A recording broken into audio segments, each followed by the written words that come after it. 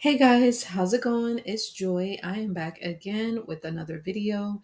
I hope that everybody is doing well and I hope that everyone is staying safe. So, today, you guys, I did just want to talk about a few topics here again. We want to make sure that we get everything involved as far as the best topics that people want to know, and we don't overwhelm folks with too much information. But yeah, again, I am a narcissist abuse coach. I've been dealing with narcissists since 2006, and since 2017, I have been helping former victims, now survivors, heal, move on, and recover after dealing with narcissistic abuse.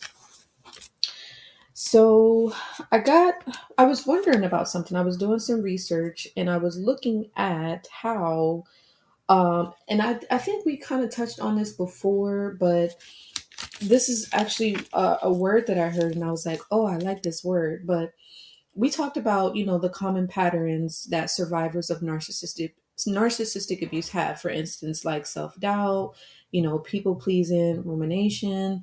And, someone was asking me, well, Joy, how do you support people through them without trauma processing, right?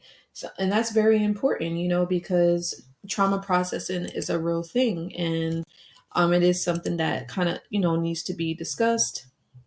So let's get into it. And first off, we talked about, again, those particular common patterns that folks experience. More too, you have people that are like, they become pushovers, right? They become doormats.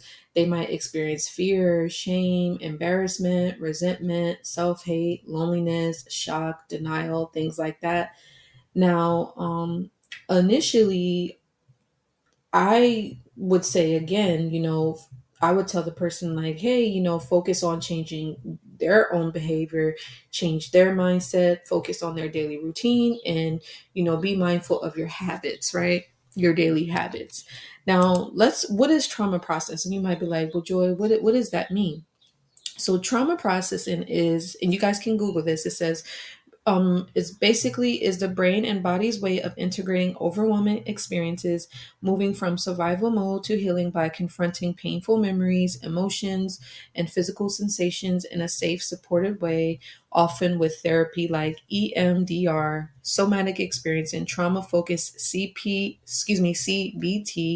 using techniques such as grounding, mindfulness, storytelling, body-focused work to build in a new neutral pathway, release stuck stress, and make sense of the trauma, ultimately allowing for acceptance and integration rather than control by the past.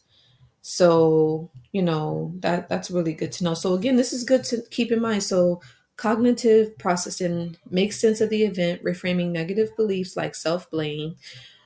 Somatic processing, releasing physical tension and stuck survival energy from the body through movement, breathe work, like eye movements, stuff like that, or shoulder movements.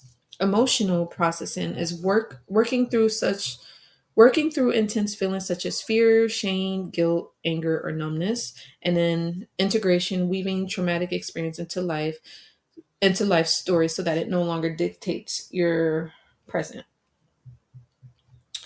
So that would be something that a therapist would do, right?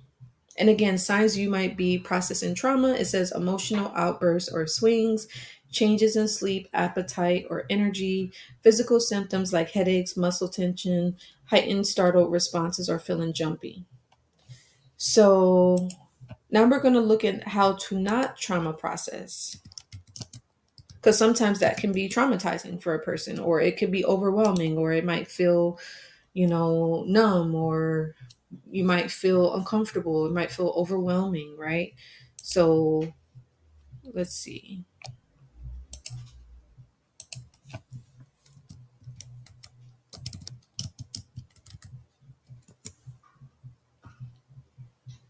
So basically, it says to avoid overwhelming yourself or others with trauma processing, it says focus on grounding and self regulation first, right? Like breathing, mindfulness, gentle movement before diving into the trauma narrative. Use alternative outlets like journaling or creative activities to express feelings. prioritize professional help for deep work, maintain routines, practice self-care, establish boundaries to prevent emotional dumping on friends. So that's a beautiful thing, right? So if hopefully that is helpful. So again, you can listen to music to help with stress relief, you can exercise to release the endorphins and stress, creative arts like art, music, hobbies can process emotions without words, journaling, you can express your thoughts and feelings in a private way. Have your, if you want to do therapy, I do recommend that. I'm not a therapist myself, but definitely get you a professional therapist, establish a routine. The predictability provides safety, stick to daily tasks when possible, self-care basics, ensure you're eating, sleeping, hydrating, as these support the brain and the ability to cope, set boundaries, learn to recognize when sharing becomes emotional dumping, and pause before speaking. And it says when to process directly. It says with support, not right away. Early work should focus on safety and resources. Only begin directly addressing the trauma story after you have the foundation of self regulation and coping skills. And again, it says by focusing on stabilization and healthy expression first, you build the resilience needed to eventually process traumatic memories in a way that promotes healing and not re injury. So that's beautiful. So yeah, hopefully that makes sense. And that is something that, I do help with myself. But like I said, I'm not a therapist. And speaking of that, I wanted to talk about again, I feel like I've made a video, but it is a new year. So it's good to kind of just readdress it. And there was another topic I wanted to mention too, but so the difference between coaching and therapy. So again, I am a narcissist abuse coach. So what that would entail when it comes to, me supporting you. I also do mentor and I also do, provide advice. So, I definitely do help in the counsel aspect. So mentor, narcissist abuse coach, and counsel. So those are like my three areas there. Right. And you guys can go to my website, to learn more. That has all the details about, how I can support you on your journey, things like that. So let's see here. Do do do do do do do do do do do do do do do do do do do do. Okay. So coaching is a collaborative partnership where an experienced coach guides a person, individual, like a survivor of narcissistic abuse, to unlock their potential and achieve specific personal or professional goals, focusing on future growth rather than fixing past mistakes. It involves thought provoking questions, active listening, building awareness, empowering individuals to find their own solutions and develop new skills for better performance, confidence, and leadership, with leadership coaching being a key application. So that's basically the aspect of coaching. So it's very goal oriented, it's empowerment, forward looking, and it's a safe space, pretty much. And partnership, awareness, there's action planning, there's accountability. Now, some people, when they reach out to me for support, they just want someone to listen to them. I will listen, um, things like that. Some people want to learn new skills. I do help with, learning new skills, things like that, and some people want to achieve a goal, or they have plans, or they have aspirations and need support with that. So I help with that as well. Like I said, whether it's, overcoming self-doubt, or it's the people pleasing, or the rumination, things like that. Or, if it's shame, or feeling like a pushover or a doormat, or rebuilding that self-trust, or decision making after gaslighting and manipulation. So I did want to note that. Now let's talk about a therapist. Now again, remember, disclaimer, I am not a therapist. And what I'll read to you, it might feel that I'm a therapist because of how I coach. I'm a very, very like gentle, caring coach. So it may feel like therapist, but I just want to make it clear, I'm not a therapist. So just keep that in mind when you reach out. I already do have people that I support now. I do coach them, I counsel them and mentor them, and we will talk about the things that they deal with. But overall, it's a very supportive, collaborative, kind of accountability sort of partnership, if that makes sense, towards an end goal, right? Towards healing, towards recovery, towards moving forward, right? Now, therapy, it says, let's see, for those that do have, yeah, so it says therapy is an act of caring for someone, or the method of caring. If you have a rare, well, yeah, that's basically what therapy is, pretty much.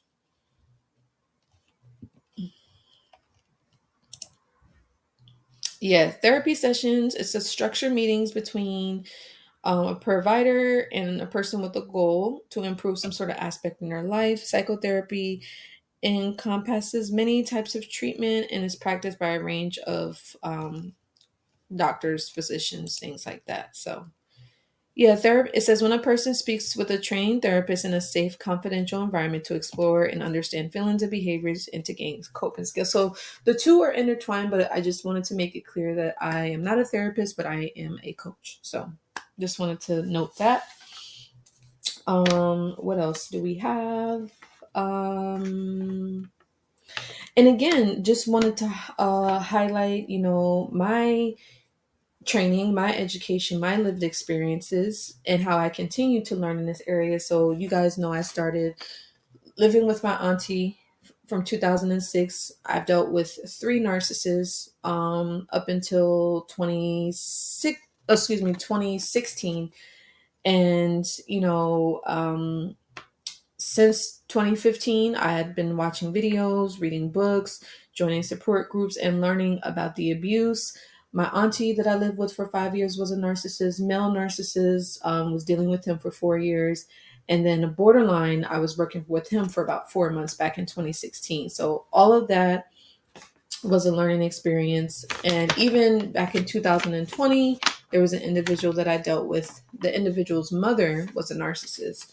So that was something that kind of, was something that I experienced on my journey and learned through and worked through that also. Now, as far as how I continue learning in the area, so pretty much I learned from you guys, like when you guys post things or you guys leave comments or you will say stuff in the lives, that helps me to continue learning things by the questions that you guys ask me, the comments, but also I'm always reading too. So you want to make sure that you have a good library of books.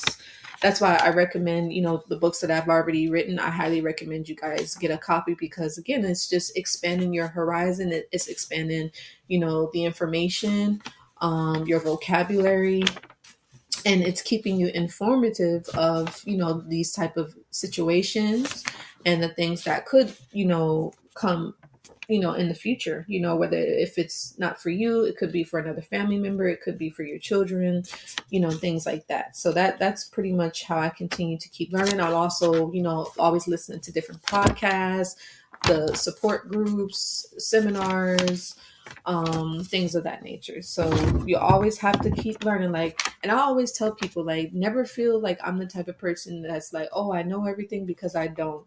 There's so much stuff that I don't know. There's a lot of stuff that I do know, but there's a lot of stuff that I don't know. So I'm always learning, and I will be the first to admit that, right? So yeah. I did want to mention that. And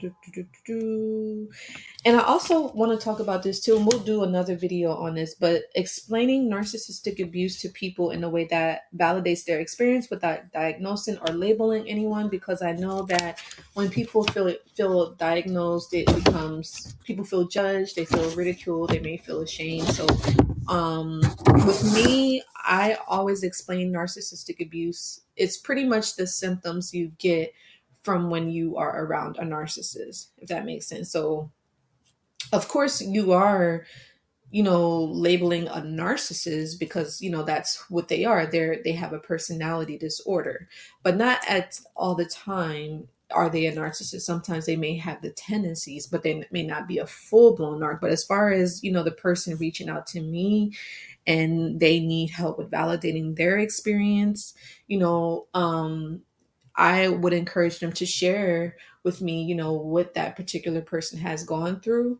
And then, we can kind of see what was the behaviors that happened, what was the pattern, how did it make them feel, and how long was it going on for, and the severity of it. And then we can kind of be like, okay, that was a narcissist, or maybe that was love bombing, that was gaslighting, that was manipulation, right? Or that was triangulation. Maybe that was future faking and stuff like that. So based off of what the individual, when a person is it telling me like what specifically happened to them when they was around the narcissist, then I can help validate their experience and say, hey, yeah, that was love bombing. Hey, yeah, that was triangulation. Hey, yeah, that was the narcissist got a narc injury, or the narcissist gave you a death stare, or the narcissist stonewalled you, or what I mean. So without really labeling anyone, not labeling the victim. I mean, the person coming towards me that has experienced abuse, they have been victimized, so, but we're not necessarily diagnosing everything until we know all the full details. And if the individual that has, projected the abuse onto them, if they meet all the criteria for what would be considered a narcissist, then we could kind of say, hey, yeah, that's for sure a narc. But until then, we'll kind of just based off of what they tell me, I would be able to validate it without, not judging them, but just based off of my own personal experience and me being around narcissists for many, many years, and kind of going from there. And so, but yeah.